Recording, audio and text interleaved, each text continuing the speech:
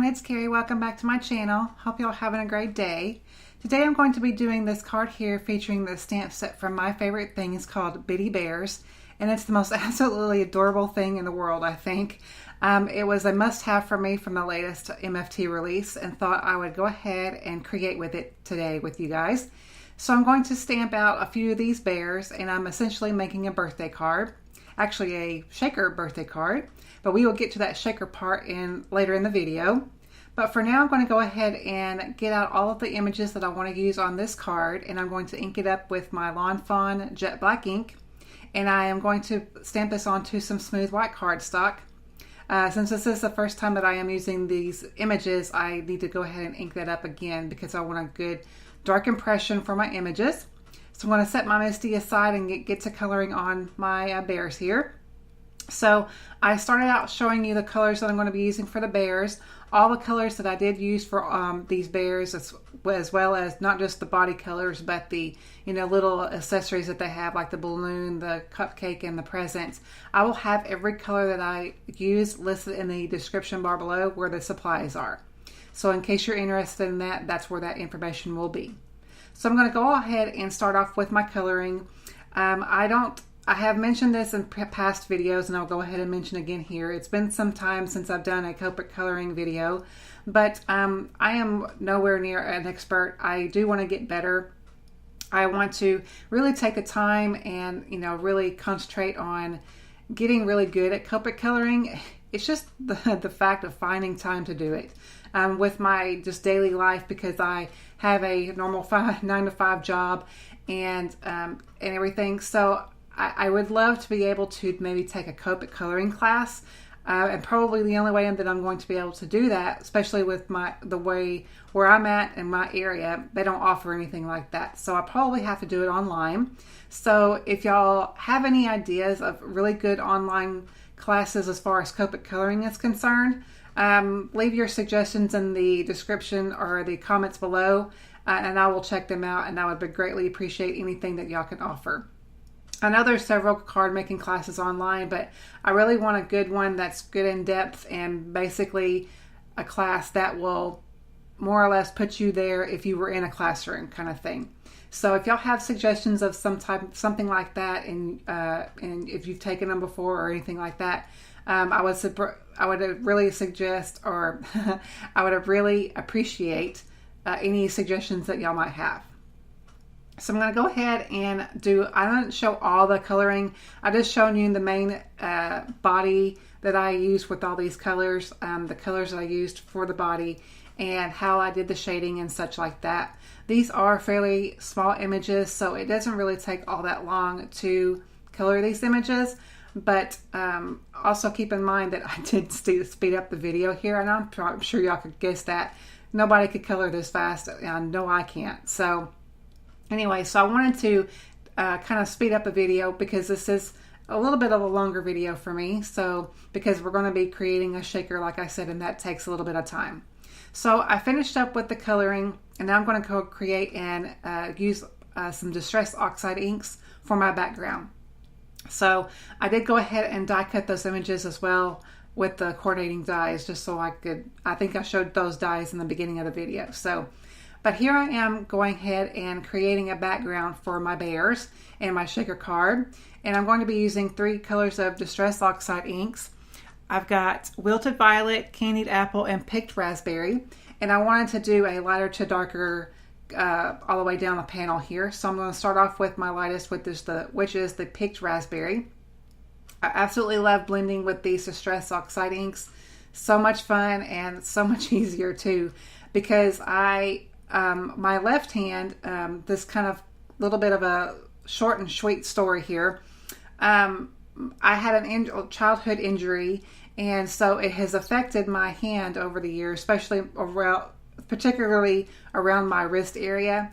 And so it's harder for me as I'm getting older to more or less hold anything heavy or do ink blending like this or whatever. I really have to really put a lot of pressure on my wrist and stuff. So whenever these Distress Oxide inks came out and I used them to ink blend, it was a big difference with me just blending with the regular distress inks, because I'm not having to work as hard, I guess is what I'm trying to say. So as you can see there, I went ahead and finished up that whole entire panel from lightest to darkest there.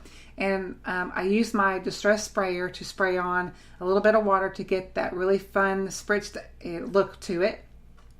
So I'm going to let that dry for a few minutes. And then I went ahead and die cut a piece of white cardstock with the Mama Elephant grid background die here. And I've got some black ink that I'm going to stamp out a couple of the sentiments from the same stamp set. So I'm going to use the Hey You sentiment as well as the Happy Birthday sentiment. And what is so fun about these little, obviously they're two different manufacturers with the die here, the grid die and the stamp set.